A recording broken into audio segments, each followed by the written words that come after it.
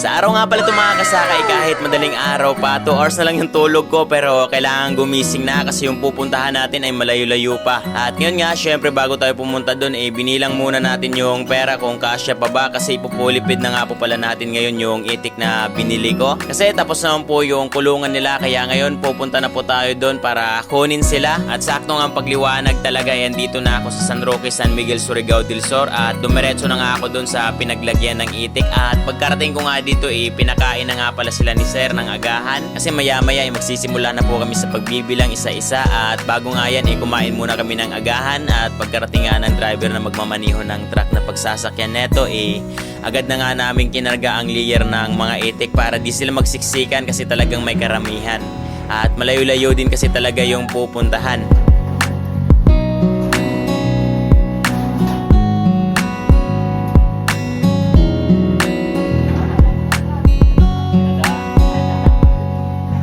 At yun nga mga kasakay, nagsisimula na po sa paghuli para sa malinis na pagbibilang at sinako na nga din to para diretso nang ilagay dun sa truck na sasakyan nila papunta dun sa amin at talaga naman ding medyo kinakabahan ako kasi nangangagat po talaga yung init. Iniisip ko baka mapano to sa daan kasi talagang malayo pa yung pupuntahan. At maya-maya nga buti na lang umulan at kahit nga basa na kami okay lang nang sa gayon di ganong mainit ang biyahe papunta dun sa paglalagyan ng mga itik na to. At ayun nga natapos na sa pagbibilang at yung dating 700 plus daw to ngayon 500 plus na lang. At gayon pa man wala nang atrasan, binyahe na po namin to kasi sobrang excited na ako, nakabado kasi di ko alam kung makakabawi ba ako o mapapagastos lang dito. Pero bahala na to. Itutuloy na natin to, tutubo man o hindi, ang importante makakapagbigay tayo ng trabaho sa mga nangangailangang mga tao. Lalo na sa mga gustong magbalutan, mga single mom, mga taong walang pangpuhunan, i-PM nyo lang po ako dito sa official account ko po, Kilay. Kung sakali mang iitlog o mangingitlog pa tong mga to, usap na lang po tayo dito soon kung makakatsamba na tayo. At abangan bukas mga kasaka ang pagdating nila dito sa bukid na aming inaarkila.